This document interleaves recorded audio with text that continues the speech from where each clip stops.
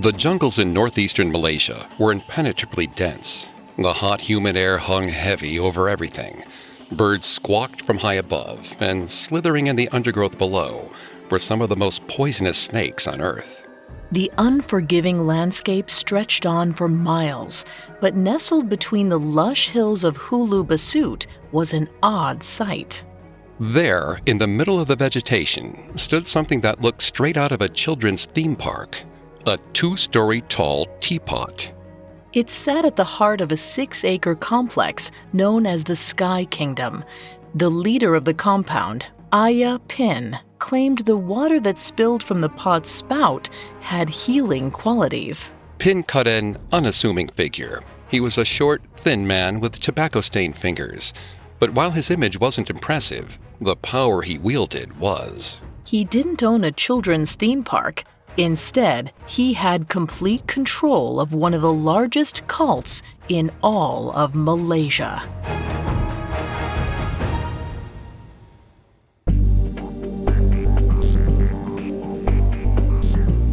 Hi, I'm Greg Polson. And I'm Vanessa Richardson. And this is Cults, a Parcast original. Every Tuesday, we look at a cult's practices, their leader, and their followers. You can find all episodes of Cults and all other Parcast originals for free on Spotify or wherever you listen to podcasts. To stream Cults for free on Spotify, just open the app and type Cults in the search bar. This week, we're focusing on the leader of the Sky Kingdom, Ayah Pin, a man who claimed to be the reincarnation of a handful of religious figures. We'll explore his mysterious origin and how he built one of the largest cults Malaysia had ever seen. Next week, we'll dive into the explosive growth of the group and its unexpected downfall at the hands of the Malaysian government. We'll have all this and more coming up. Stay with us.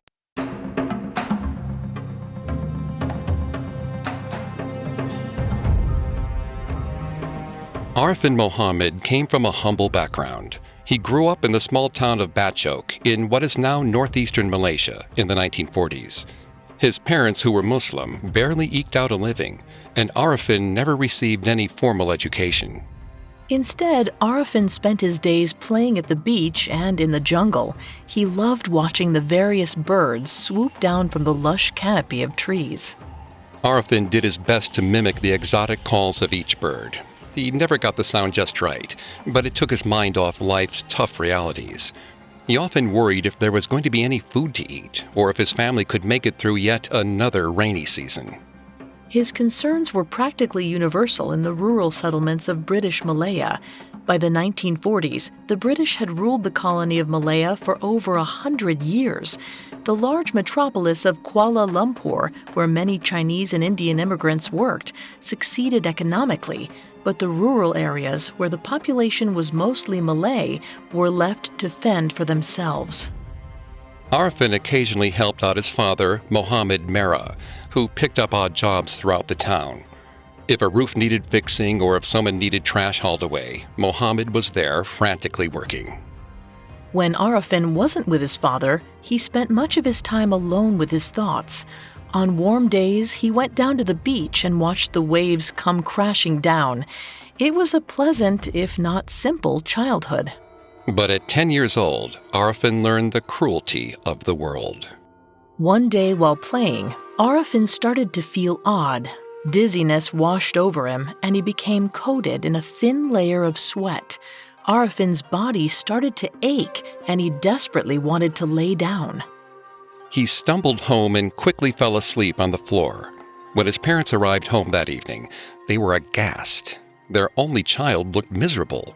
When his mother touched his forehead, she recoiled. He was burning up. But his parents likely didn't have enough money for a doctor. They could only pray for Arifin's recovery. The illness might have been caused by any number of things. Dengue fever and malaria, mosquito-borne diseases, are endemic to Malaysia. With much of Arifin's time spent outdoors, it's possible that a bug bite caused his sudden ailment.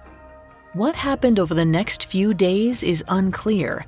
According to Arifin, his condition continued to deteriorate and the outlook seemed grave. He claimed that at one point his heart stopped beating and he passed away. Then Ayah Pin was visited by an angel. The angel was surrounded by brilliant light and said in a commanding voice that it wasn't time for Ayah Pin to ascend to the kingdom in the sky. Instead, he had an important job to do. The angel told Ayah Pin that he must unite all of the religions of the world under one banner and bring peace to the earth. Once Ayah Pin had accomplished that, then he could ascend. Vanessa is going to take over in the psychology here and throughout the episode. Please note, Vanessa is not a licensed psychologist or a psychiatrist, but she has done a lot of research for this show. Thanks, Greg. While we don't know the specifics of Ayah Pin's illness and recovery, we know that it was severe. He and his parents likely thought he was going to die. Instead, in the grips of his fever, Ayah Pin saw an angel that gave him a new purpose. Near-death experiences can fundamentally change someone's personality. According to psychiatrist James Lake, near-death experiencers often report significant changes in values and beliefs, including increased spirituality, greater concern for others, a heightened sense of purpose and appreciation of life, and decreased fear of death. Accounts of Ayah Pin's recuperation are hazy. We know that sometime after his miraculous encounter, Ayah Pin slowly recovered at home with his parents. Now Ayah Pin felt imbued with a renewed sense of purpose, but being so young, he hesitated to carry out the angel's order. In the days after, he doubted what he saw and wondered how he, at such a young age, could change anything. After this profound experience, the next 20 years of Ayah Pin's life are shrouded in mystery. We know that he stayed in northern Malaysia after becoming an adult. He moved out of his parents' home and lived in isolation in the hills on the east end of town. Some accounts assert that Ayah Pin spent his younger life much in the same way as his father. He picked up odd jobs around town. Some journalists report that he bought and sold scrap metal, acting as a middleman. Other stories say he traded water buffalo for the farming villages up in the hills. While those details are vague, it's clear that Ayah Pin made a meager living. He wasn't nearly as close to starvation like when he was a child, but he didn't thrive. His only earthly pleasure seemed to come when he went to town during his spare time to attend cockfights. For a man who grew up loving birds, the choice was odd. But it's possible that these violent contests were meditative. When he recalled his holy vision, the prospect of global peace seemed unobtainable. It's easy to imagine him staring at the birds tearing each other apart, wondering if mankind might ever get it together, and if he was the one who could bring about the change. But each time these thoughts crept back into his mind, he pushed them aside. Ayah Pin convinced himself that his boyhood vision wasn't real. In his mid-20s, Ayah Pin decided to leave his hometown and set out across Malaysia. We don't know for certain how he made money. He may have acted as a contractor, making just enough money to make it to the next town. He certainly felt aimless and confused. That is, until some point in the 1970s, when Ayah Pin fell into the orbit of a man named Hassan Yaqub. Yaqub was a self-proclaimed holy man with at least 300 followers. He had set up a small commune full of wooden structures for his acolytes to sleep in. Ayah Pin was magnetized by Yaqub's positive energy and infinite knowledge. He felt safe and comfortable in the community. But things didn't stay that way. Suddenly, Yaqub began preaching that he was more than a holy man. He was God. At first, Ayah Pin rolled with the new change. After all, Yaqub could be the type of person that Ayah Pin had heard about in his vision. Yaqub might be a man to unify the world. But much to Ayah Pin's disappointment, Yaqub didn't pick up that mantle. He instead focused on bringing gratification to himself. Ayah Pin felt that Yaqub collected too much money from his followers, funds that weren't being distributed back to the community. It was clear by Yaqub's selfish actions that he wasn't God. So after about a year in the community, Ayah Pin decided to leave. He headed back home to Bachok, just as lost as when he left. He returned to a life of odd jobs and lost afternoons, sitting on the beach watching gulls swoop down above the crashing waves. Arfin convinced himself that his life would never amount to anything more than this. But all that changed in 1973. He had another divine meeting with an angel. This time, the vision came in a dream. The same angel from before came down from a kingdom in the sky. In a loud, booming voice, the angel said Ayah was the reincarnation of several holy figures throughout time. It ordered Ayah to unite the people of the world through religion. He needed to get started on his mission now. Ayah woke with a start. Covered in sweat, heart racing, he shook his head. One vision was an anomaly, but a second one? He was convinced that it must be true. He must be the reincarnation of Muhammad, Christ, Buddha, and Shiva. And he had work to do. Coming up, Ayah changes his identity and starts a heavenly kingdom on Earth. Listeners, here's a new show I can't wait for you to check out.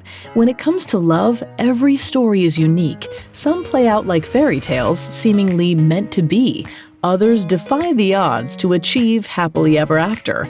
In Our Love Story, the newest Spotify original from Parcast, you'll discover the many pathways to love, as told by the actual couples who found them.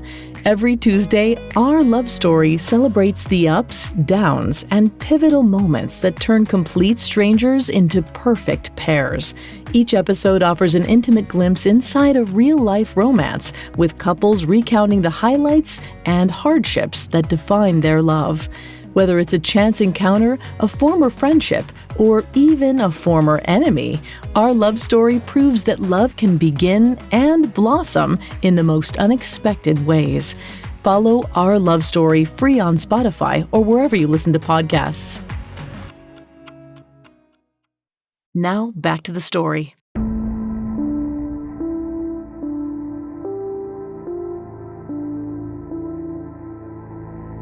In 1973, 30-year-old Ayah Muhammad had a second prophetic dream.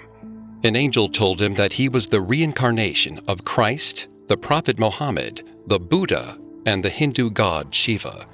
He said the angel commanded him to unite the world in peace. After his second angelic encounter, Ayah changed his name to Ayah Pin. In Malay, the word Ayah means father. We'll refer to him as Ayah Pin for the rest of the episode. Much like the other details about his early life, the steps Pin took next aren't widely known. We know that by his 30th birthday, he was married to his first wife, Mina Rameli. The couple moved to a 6-acre piece of land once owned by Rameli's grandmother. It was in the small village of Kampung Batu 13, about 25 miles from the east coast. There, Pin got started on his message of global peace. Pin spent his days meditating, honing in on what he wanted to say, because even after his second vision, he still felt hesitant about his mission in life. It seemed like an impossible task, but he gave it his best shot. When he wasn't busy meditating, Pin told anyone he came in contact with about his message. He spoke of his visions and said he wanted to bring about world peace. But unfortunately for Pin, his message largely fell on deaf ears. He lived in a sparsely populated area, and those he talked to were unconvinced about his prophet status. To be fair, Pin's story was muddled. He claimed he was the reincarnation of several different religious figures from all over the world. Pin said he was a conduit for God to talk through, although he didn't specify which God. In addition to the confusing message, living in Malaysia didn't help. When the country gained its independence from the United Kingdom on August 31, 1957, its people set up a new system of government. In doing so, the Malaysian people formed two separate systems of justice, one federal, the other spiritual. This was meant to accommodate the largest religion in Malaysia, Islam. Even in 2010, about 61% of the Malaysian population is Muslim. While the country's new constitution guaranteed the freedom to practice any religion, the spiritual justice system, the Sharia court, limited this freedom. In theory, the Sharia court was set up specifically for Muslims in the country to help them follow the teachings of the Quran. But it wasn't that simple. According to Malaysian law, every Malay person, which is the largest ethnic group in the country, was born a Muslim. This meant that the majority of people born in Malaysia, regardless of religious preference, were under the rule of both court systems. And the rules laid out by Sharia court were strict. If authorities found out that someone wasn't following Islamic practices, like daily prayer or fasting during holy days, that person was fined or jailed for their transgressions. So, while the federal system allowed for religious freedom, Sharia court did not. Anyone looking to leave Islam for another faith faced the risk of persecution. They could petition the Sharia court to ask to leave Islam, but this complex legal system resulted in people spending months going in circles. Very rarely, if ever, was anyone allowed to leave the faith. And during the legal process, a petitioner could still be charged for not following the tenets of Islam, possibly resulting in jail time. To keep Muslims' faith pure, the Malaysian government branded different religious sects as deviants. The government determined that these groups intentionally led Muslims astray and were a risk to society. Being labeled deviant was dangerous, the equivalent of being issued a scarlet letter to wear. The Malaysian government usually didn't pay much attention to smaller sects, but stepped in when a group got too much exposure. So it was under this oppressive regime that Ayah Pin tried to bring people together. He did his best to collect followers, but it was of no use. Most people were too afraid to agree with his thinking. In the mid-1970s, Pin lived on a 6-acre piece of agricultural property in the jungle with his wife and floundered. He spent his days tending the land and talking with passers-by. But even in the face of disappointing recruitment numbers, Pin prepared his home to be an eventual meeting place. With the help of his wife, they even built a few simple wooden buildings for future followers to stay in. Eventually, he made some progress in recruitment. He attracted a handful of dedicated followers who came up to meet Pin whenever they were in town. Pin's confidence in his mission was bolstered by continued dreams of angels and a kingdom in the sky. With each new vision, Pin grew surer of himself. Gone were the doubts he had as a child. No amount of hardship dissuaded him. According to psychiatrist and author Neil Burton, visionary experiences aren't that uncommon. In fact, he says a survey of adults in the United Kingdom, Germany, and Italy found that about 38% of people have experienced hallucinatory visions, sounds, or sensations in some form, oftentimes before or after sleep. Burton argues that these states can be beneficial for the person that experiences them. He writes, "Whilst psychotic symptoms may be a marker of a serious underlying disorder, in some cases they may be a normal or life-enhancing experience. For example, hearing voices of ancestors or guardian angels and finding comfort in them, or seeing visions and finding inspiration or religious revelation in them." For Pin, his visions reassured him of his purpose and convinced him that his new land was sure to be a future heaven on earth. After years of having a few visitors come and go, something seemingly miraculous happened. More people returned to his land looking for him, and new faces appeared who claimed they had seen Pin in a dream. One follower, a man known as Mr. Sonic, said he had a vision in which he stood on a large mountain that looked down on all of Malaysia. He said he saw everything from coast to coast, but below he noticed the figure of a man. Suddenly, this man grew larger than the mountain and looked down on him. It was Ayah Pin. At that moment, Sonic knew he needed to follow this holy man. He had heard stories of Pin and had seen his photo before, but never believed any of the things said about him. The vivid dream convinced him that Pin was the real deal. People from all over the country were venturing up to Pin's small compound to hear his message. And while not all of them had seen a vision, word of Pin had finally caught on.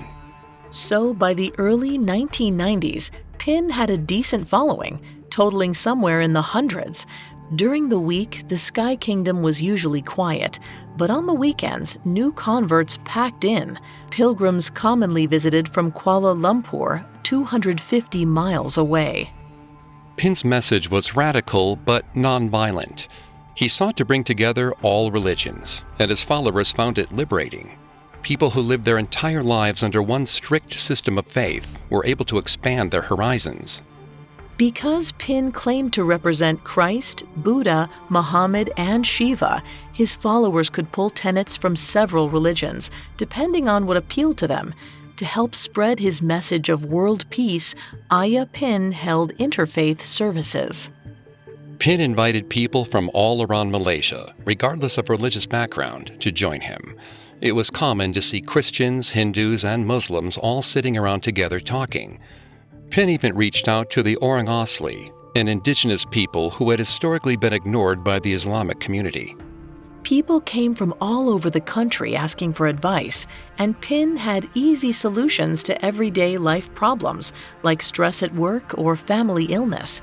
He told his followers to put their trust in him, someone who had a direct connection to God. Eventually, he told his followers that he journeyed to the Sky Kingdom whenever he wanted to. As simply as his followers walked down the street, he ventured to the kingdom of heaven. After that, Pin's followers renamed the 6-acre piece of land to the Sky Kingdom. They begged to hear what he had seen up in the sky, hoping to gain insights into the world of God. The faithful would gather around Pin in a circle. They chanted and sang hymns while he laid down and ventured up into the Sky Kingdom. These sessions lasted for hours, stretching late into the evening, usually not ending until around 4 in the morning. When Pin awoke, he would tell his followers of the majesty in the sky and renew his claims that he was the savior of the world. After he gave his testimony, a few people would come up to Pin and ask for his healing hand or advice. He never granted a miracle, but he remained thoughtful and kind. Followers rarely left these marathon services disappointed. When they departed after an intensely spiritual weekend, they went home to their villages and told their closest friends about the Sky Kingdom. Each year, hundreds of new people showed up on Pin's land. To be closer to Pin, they started staying during the week instead of only coming for services on the weekends. He recognized the need for more facilities, and more small huts were built. Eventually, there were 35 small wooden structures on the property. Each one accommodated several people, but each person had to pay a small fee to stay. Within 15 years of starting his mission, Pin had thrived. He had followed through on the commands given to him, and he was living in comfort. Unfortunately, his growing success had drawn the attention of the harsh Malaysian government.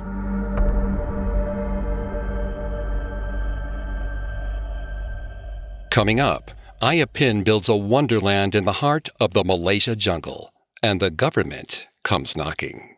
Now back to the story.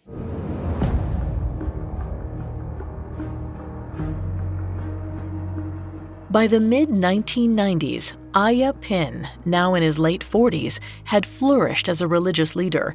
He had thousands of followers throughout Malaysia committed to his cause. His peaceful yet radical message that encouraged all faiths to come together had resonated with the public.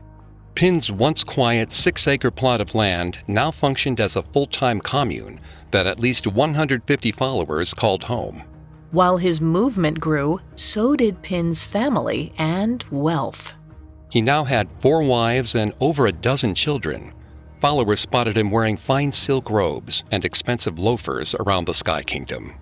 Though he had once criticized religious leader Hassan Yaqub's financial practices, Pin couldn't help but let his own financial success go to his head, and his ego slowly ballooned. He took a cut of the funds. He liked expensive cigarettes and clothes. His living quarters became well furnished, and he even bought a modest sedan. He quickly adjusted his claims of divinity and began hinting at the idea that he was God.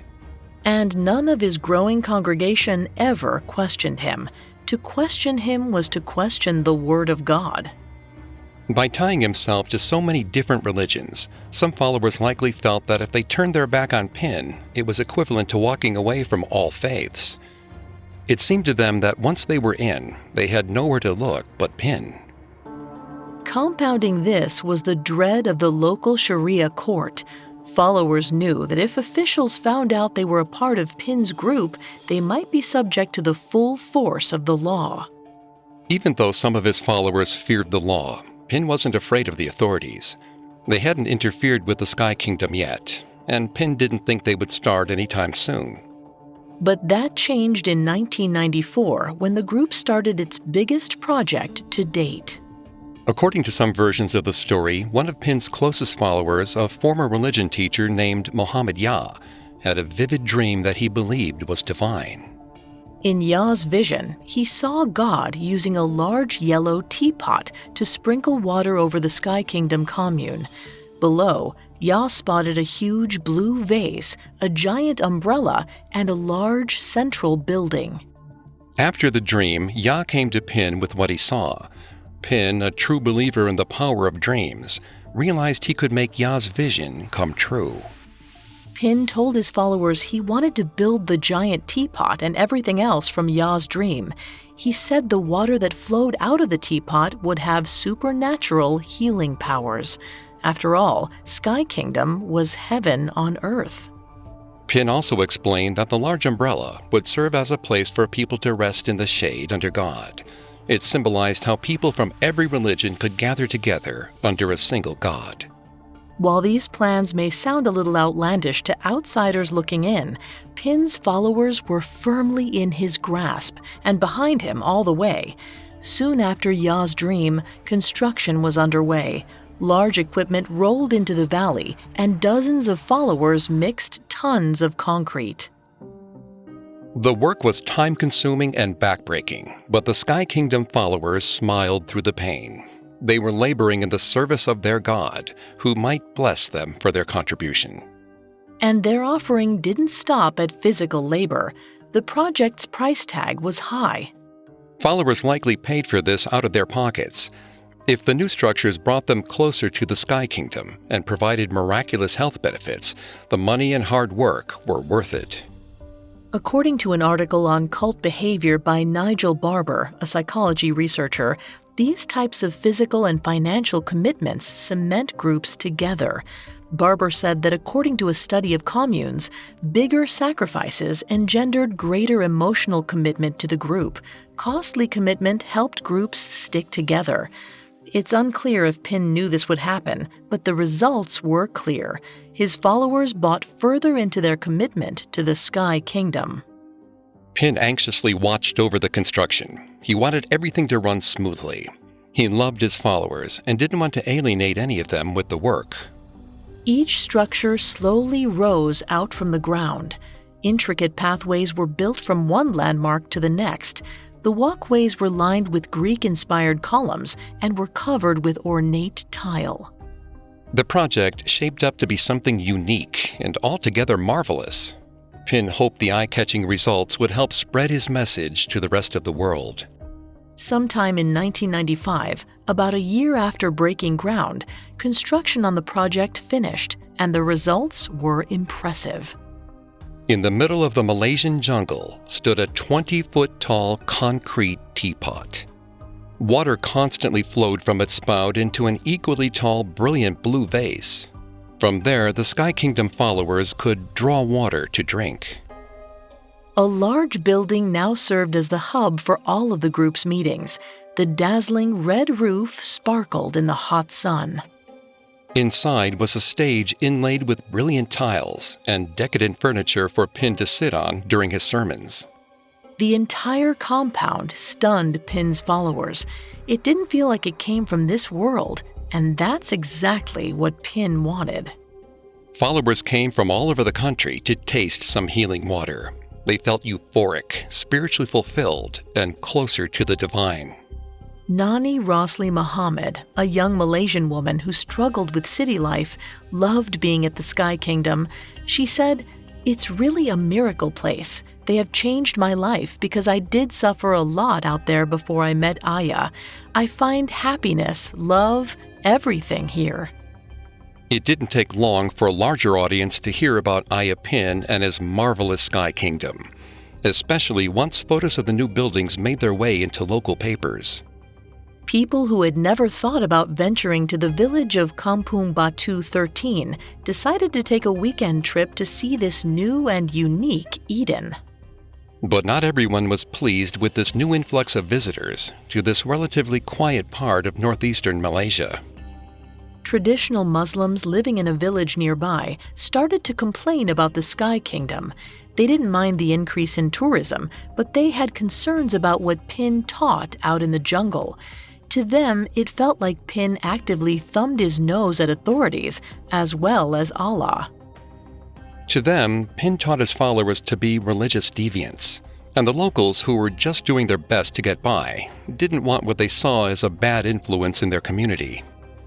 They pressured local authorities to do something, but the police were hesitant at first. Authorities knew there were rules to enforce, but nothing like this had ever happened at such a large scale in their district. There were reportedly hundreds of people on that land during the weekdays, and the local authorities had no idea what Pin's followers were capable of. Police questioned if they could control the situation if it got out of hand. Nerves were running high, so they reached out to the regional government, hoping something might be done. From there, the wheels of bureaucracy were put in motion. In 1995, investigators from the local Sharia court took a look at some of Pin's closest followers. They accused Muhammad Yah and his wife Kamaria Ali of being deviant teachers. It was a clear scare tactic. And since the system was something akin to a kangaroo court, the pair stood no chance. They were sentenced to prison. Both Yah and Ali appealed the decision, saying that they were no longer Muslims, but that request was denied. Instead, they were asked to repent for their sins, but they refused and were charged with further crimes and 3 years in jail. Then, in 1997, the Religious Affairs Council in the province issued a fatwa against Ayah Pin and the Sky Kingdom. This meant that, in the eyes of the Sharia court, Pin and his followers violated Muslim law. It served as a warning to his followers and prospective members: leave and stay as far away from the group as possible. Because if someone was to be caught in the presence of Pin now, there were going to be consequences. Pin knew that if he didn't retaliate against this persecution, it would only get worse. So in 1998, 4 members of the group did something radical. They publicly renounced their Islamic faith. The act shocked locals and was a tit-for-tat move that sent a clear message back to the Sharia court. The Sky Kingdom wasn't going to let the government stop them. But their actions set in motion an escalating series of events that not only brought global attention to Malaysia, but also harkened the end of the Sky Kingdom.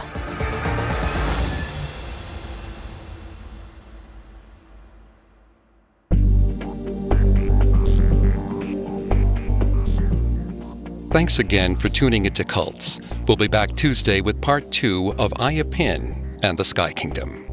You can find all episodes of Cults and all other Parcast originals for free on Spotify.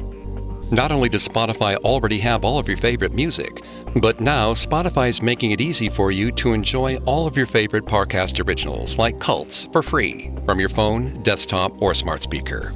To stream Cults on Spotify, just open the app and type Cults in the search bar. Cults was created by Max Cutler and is a Parcast Studios original. Executive producers include Max and Ron Cutler. Sound design by Anthony Valsic, with production assistance by Ron Shapiro, Carly Madden, and Bruce Kitovich. This episode of Cults was written by Robert Tyler Walker, with writing assistance by Abigail Cannon, and stars Greg Polson and Vanessa Richardson.